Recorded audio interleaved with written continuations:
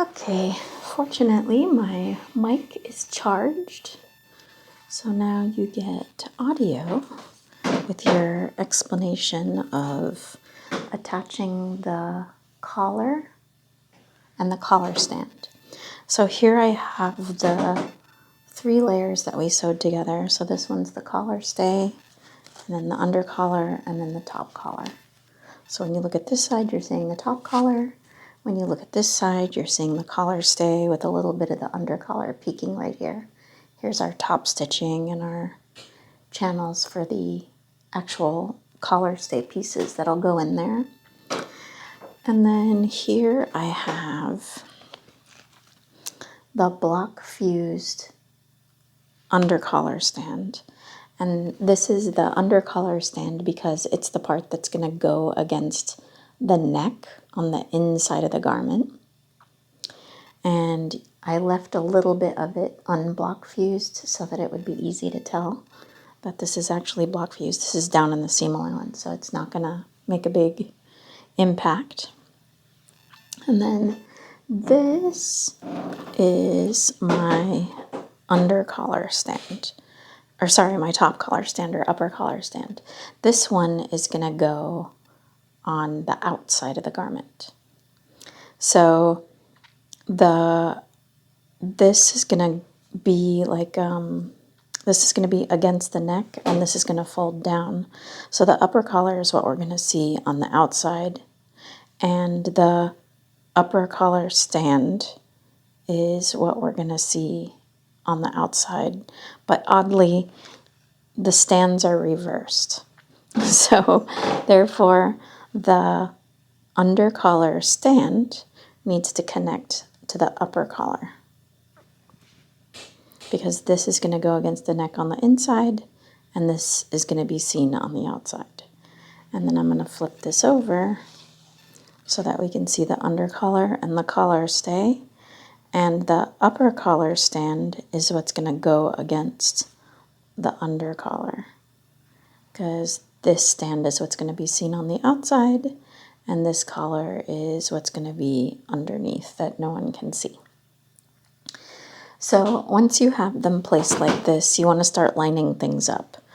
One of the most important things to do is that notch for center front, right as the straight line starts to take that sharp curve down. This needs to match up with this short sewn edge of the collar. So that notch needs to match up with that. You do not want this edge of the collar to pass that and leave you nothing to sew to the placket and the buttonhole and everything. It'll look very odd.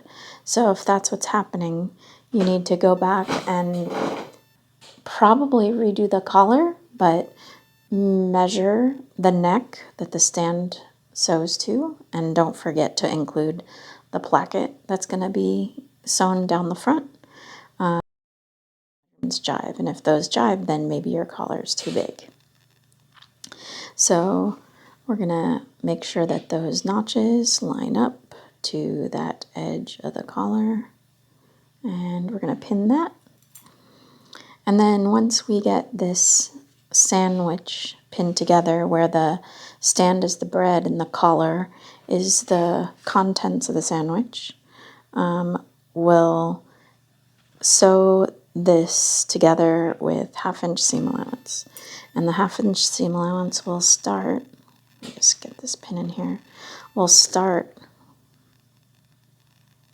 at the bottom of this curve, and we'll sew around the curve, and then this is about where we get to the collar, where the collar is in the sandwich, and then we'll sew all the way across the neck, and then back to this other notch, and around the curve to the end.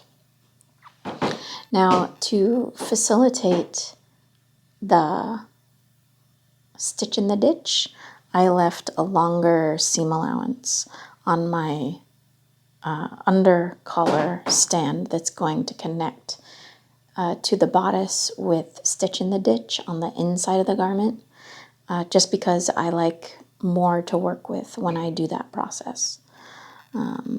So just know that right here, on these edges, my two corners don't match up on purpose because that's the way I made the pattern, because that's the way I like to sew it. And then make sure that your center back notches all match up. These curves differ from each other a little bit, so you'll have to kind of force them to work together. That notch goes to that, and these notches go to this. Pin all those together.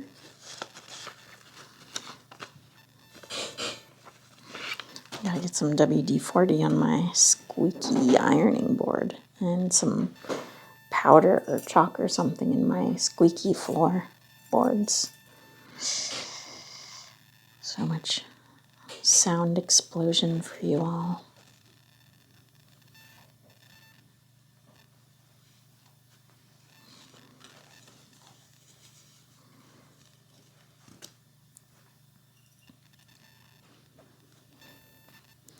So once I have this pinned, I'm gonna take it over to my sewing machine and I'm gonna sew this sandwich together with 1/2 inch seam allowance, regular stitch, back stitch where I start and stop.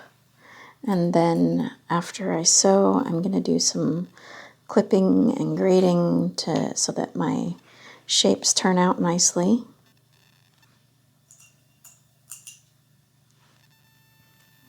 Actually, I just thought of something. I'm going to double check my